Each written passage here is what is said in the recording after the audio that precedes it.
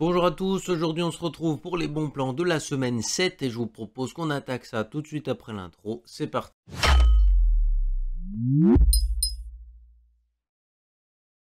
Comme je vous ai dit tout de suite avant l'intro, aujourd'hui on se retrouve pour les bons plans de la semaine 7 et vous allez voir qu'il y a des trucs plutôt sympas. Comme d'habitude, tous les produits que je vous présente dans cette vidéo sont dans la description, rangés par catégorie et par prix croissant au sein de leur catégorie pour que ce soit plus facile pour vous de vous y retrouver. On attaque ici avec le Ryzen 5 4500 qui fait une petite baisse de prix vraiment très légère, donc là on le retrouve autour de 80 €. Petite baisse de prix, c'est toujours bon à prendre, c'est un processeur qui peut être pas mal pour jouer, mais son cache malheureusement il va le pénaliser plutôt pas mal étant donné qu'on a très peu de cash et en jeu, bah, c'est un petit peu ce qui compte le plus.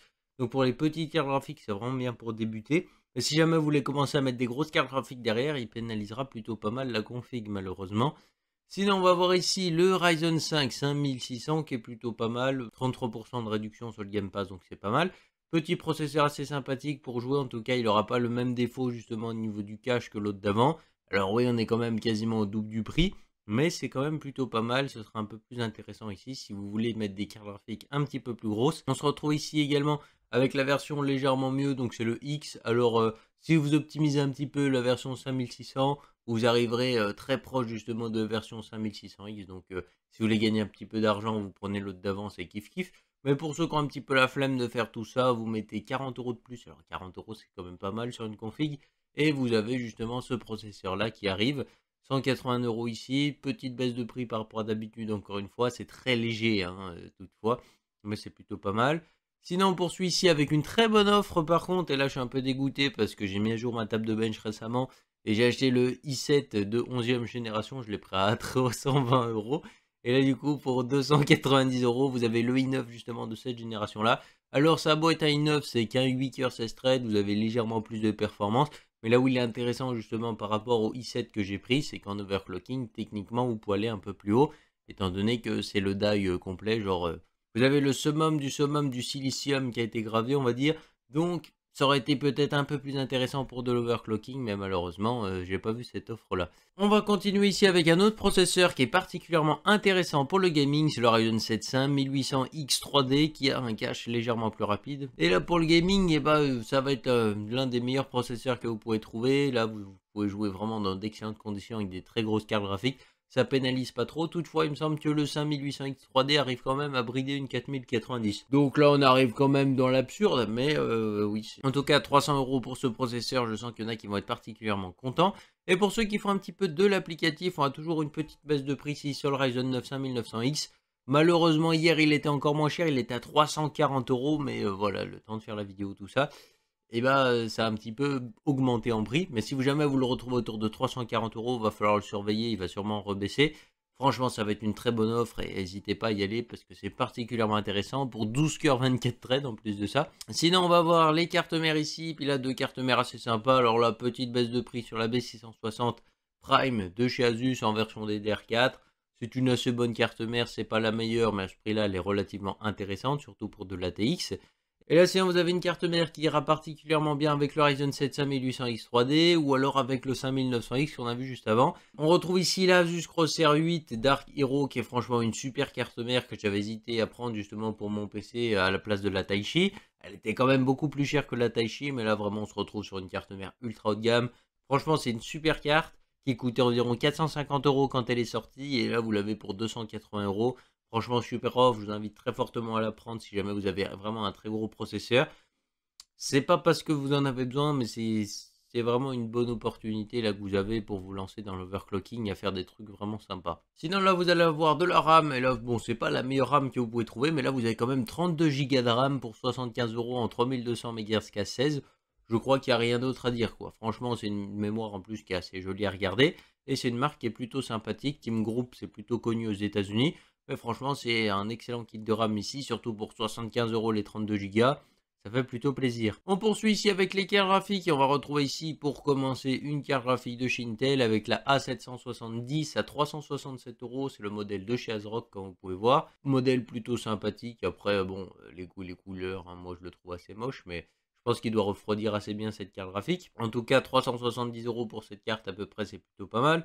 Pour ceux qui veulent des cartes beaucoup plus grosses pour attaquer la 4K dans de très bonnes conditions avec un assez bon taux de rafraîchissement, on va voir ici la RX 6900 XT à 730 € avec 10 € de frais de port, donc ça va faire environ 740 €. Et si vous avez un peu plus de budget, je vous conseille fortement de passer sur l'offre d'après.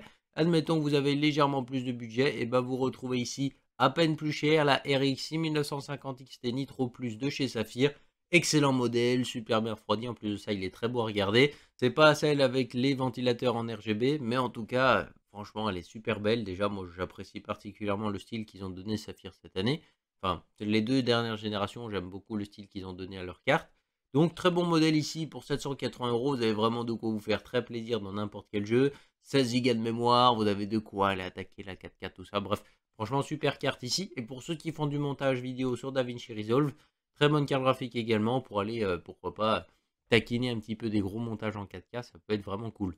On va attaquer le gros stockage ici, comme vous allez voir, il y a des trucs aussi assez sympas. Donc là on a un SSD 2 chez Corsair qui vient à peine de sortir, c'est le MP600GS.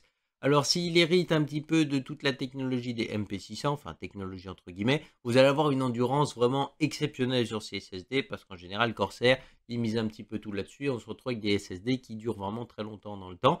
Et ça, c'est juste top. Là, le petit truc qui est dommage, c'est que pour du PCI Express 4.0, ça suffit pour la plupart des gens, mais je trouve que les débits sont un petit peu bas. Toutefois, en plus de ça, le prix est aussi un petit peu bas aussi, parce que 85 € pour 1 Tera, il n'y a pas grand chose à dire. Moi, je trouve que les débits sont un peu bas, mais on a quand même de la mémoire en TLC dessus. Donc, c'est relativement intéressant quand même, quoi. C'est l'occasion d'avoir des prix bas avec de la bonne mémoire, ça change un petit peu des SSD avec de la QLC, hein, comme le Crucial P3 qui traîne et que tout le monde veut prendre alors que c'est une quiche. C'est pas intéressant pour tout le monde la QLC, mais bon, on va dire que si vous pouvez prendre la TLC à la place de la QLC, comme dans ce cas-là, partez sur de la TLC, ce sera beaucoup mieux en mémoire. Et puis tant qu'on parlait d'un SSD avec de la QLC, hein, et ben on va continuer ici avec un SSD qui a de la QLC, le Crucial P3 en version 4 Tera. Là, c'est si vous voulez vraiment du très gros stockage ici, vous avez de la mémoire QLC, donc ça permet de réduire nettement les prix comme vous pouvez voir.